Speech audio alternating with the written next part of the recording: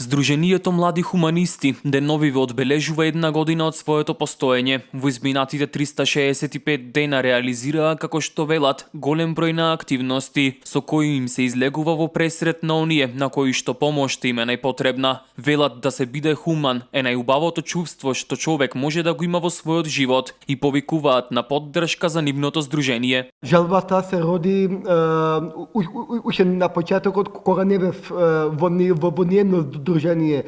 Никола Гелов е дете кој што се бореше со срцева мана. Во мене тогаш превладеа таа хуманост.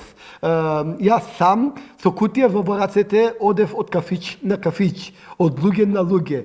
Берев донација. Тогаш се собраа скоро 30.000 денари и тогаш увидов дека можам и дека сакам тоа да го направам и дека со срце го работам.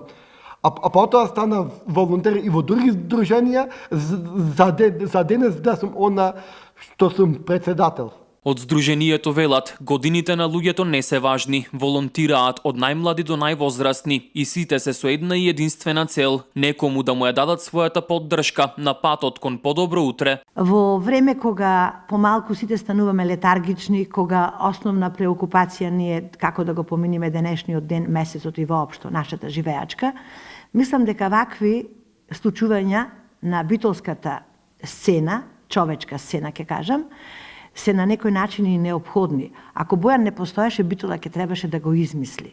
Нема момент кога е потребна нечија помош, а Бојан да не настапи во јавноста, да не обедини сите. Активностите не застануваат тука, велат од здруженијето, посочувајќи дека и во годините кои доаѓаат, како единствено здружение од ваков карактер кој обстојува во Битола, ќе бидат секому на располагање.